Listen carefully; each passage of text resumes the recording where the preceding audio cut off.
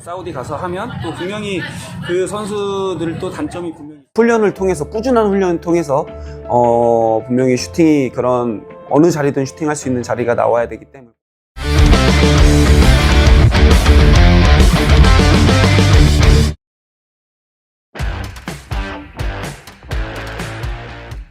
Setelah melalui lobi-lobi yang cukup alot, akhirnya striker andalan Cochin Rafał Strijk diizinkan oleh klubnya agar bisa datang membela timnas di Piala AFF pada 8 Desember, yang mana artinya kemungkinan Rafa udah bisa langsung main saat laga melawan Myanmar nanti, andai kondisinya siap.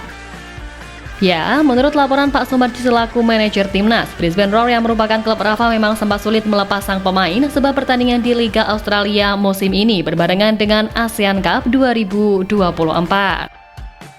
Namun PSSI yang tidak menyerah dengan melalui Pak Ketum PSSI Erick Thohir terus berdiskusi dengan manajemen Brisbane Roar agar Rafał Strijk bisa dilepas ke timnas Indonesia. Awalnya, kabar baik datang mengatakan bahwa Brisbane Roar rela melepas Rafał Strijk apabila tim Garuda lolos ke semifinal ASEAN Cup. Tapi meski begitu, PSSI masih terus berusaha agar Rafał Strijk bisa dilepas lebih cepat. Apalagi Sintayong sendiri meminta kepada PSSI agar pemain berusia 20 tahun itu bisa datang sebelum melawan Filipina pada laga terakhir grup B 21 Desember nanti.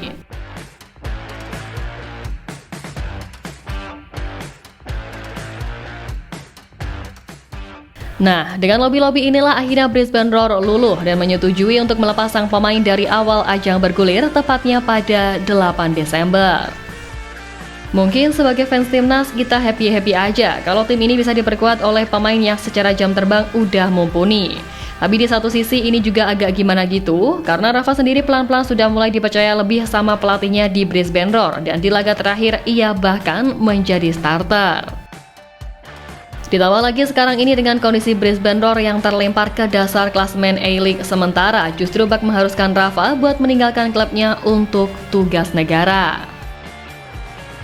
Ya, ketika Rafa menjadi starter saat Brisbane Roar menjamu tamunya Melbourne City FC dalam lanjutan A-League pekan ke-6 Jumat kemarin, timnya harus kalah di kandang sendiri yang membuat The Roar belum pernah menang dalam 6 laga yang sudah dijalani dan hanya punya 1 poin dari hasil seri yang didapat pekan lalu.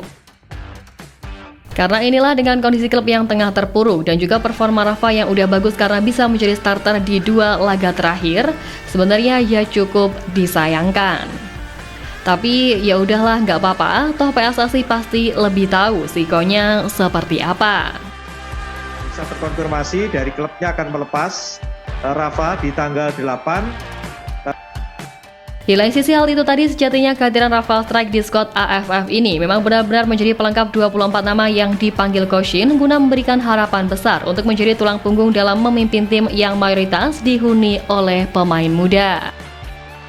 Ya, dengan persaingan yang cukup ketat terutama menghadapi tim sekelas Vietnam, timnas Indonesia harus memaksimalkan kombinasi antara pemain muda dan berpengalaman untuk meraih hasil terbaik. Maka dari itulah keberadaan Rafał Strijk dan kawan-kawan ini diharapkan bisa menjadi kunci dari strategi pelatih Sintayong. Sejatinya pun selain Rafa, Hoki Caraka juga diharapkan bisa menjadi mesin pencetak gol timnas Indonesia di turnamen Piala AFF ini. Apalagi seperti yang kita semua tahu juga, sebelumnya Hoki Caraka masuk dalam daftar pemain timnas Indonesia yang mengikuti kualifikasi Piala Dunia 2026. Meski di ajang bergengsi dunia itu Hoki harus banyak duduk di bangku cadangan, tapi pada Piala AFF 2024 kali ini, pelatih Sintayong kemungkinan akan memilih Hoki Caraka sebagai striker utama bersama rekan-rekannya seperti Rafał Strijk, Ahsan Kaka, dan Ronaldo Kuateh. Dengan kemajuan signifikan yang ada dalam karirnya, baik itu di klub maupun timnas Indonesia, ia dirasa juga bakal siap meledak di ajang bergengsi skuad senior ASEAN ini. Ya, menilik performanya di Liga 1 kala melawan Barito Putra beberapa waktu lalu, Hoki Caraka sukses mencetak gol dan memberikan assist yang membuat PSS Sleman berhasil mencuri poin penuh dari rivalnya. Penampilan ini nggak cuma membantunya untuk membuktikan performa, tetapi juga memberikan kepercayaan diri kepada pelatih Sintayong dalam memilih Caraka untuk skuad resmi. Karena itulah Hoki Caraka berharap bisa memberikan kontribusi maksimal bagi tim Garuda, membawa trofi juara untuk pertama kalinya dan bahkan ingin menoreh top skor di ajang kelas Asia Tenggara ini. Harapan saya bisa membantu timnas Indonesia sampai ke final, bisa juara juga, dan bismillah top skor Piala AFF 2024. Ujar Hoki.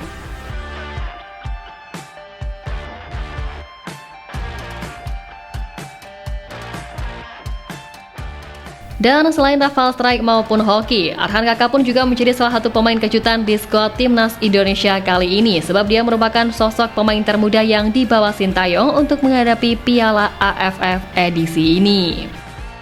Usianya yang baru menginjak 17 tahun tak menghalangi striker asal Blitar, Jawa Timur itu untuk memberikan performa terbaiknya. Hal itu terbukti kala Kakak menyumbang 1 gol saat timnas Indonesia beruji coba melawan Bali United beberapa waktu lalu.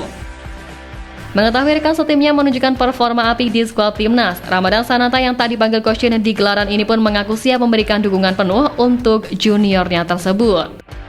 Sananta yang kini fokus membantu perjuangan Persis Solo di BRI Liga 1 musim ini menilai bahwa Arhan Kakak merupakan pemain yang sangat potensial.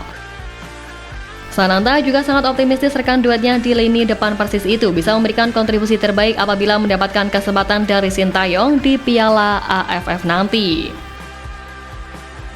Untuk saat ini, saya akan lebih fokus memperkuat Persis Solo. Buat Arhan Kakak, saya berharap dia akan memberikan yang terbaik apabila dia diberi kesempatan, kata Ramadan Sananta. Dan menilik jajaran striker yang dipanggil oleh Coach Shin itu tadi, tentu semua nama yang udah kami sebutkan mulai dari Rafa, Hoki, hingga Arhan Kakak bukan nama yang asing buat pecinta sepak bola tanah air. Pelatih striker timnas Yom Ki-hun juga memberikan pesan kepada para pemain asuhannya agar mampu menikmati proses latihan yang dijalani, sebab menurutnya tak ada proses yang benar-benar instan dan berlangsung secara cepat, sebab saat ini pun memang sektor penyerangan di timnas Indonesia memerlukan fokus yang lebih untuk mengasah ketajaman para pemain. Yom Ki-hun memang menyebutkan bahwa pemenahan di sektor penyerang masih menjadi fokus utama di timnas Indonesia saat ini. Mantan winger timnas Korea Selatan itu menyebut pembenahan di sektor penyerang dan latihan mengasah ketajaman pemain sangatlah tak mudah dilakukan. Menurutnya, organisasi permainan yang baik serta chemistry antar pemain juga menjadi titik fokus di timnas Indonesia saat ini dari berbagai ajang dan level kompetisi. Karena itulah pola penyerangan dan chemistry yang baik akan berdampak juga pada hasil yang sangat positif. Karena itu harapannya para pemain di sektor depan timnas Indonesia bisa menampilkan terbaiknya dan bahkan kalau bisa mencetak banyak gol. Entah itu dari Rafa, Hoki, ataupun Arhan Kakak, semoga saja Indonesia bisa membawa hasil apik di ajang kelas ASEAN ini. Semangat Garudaku!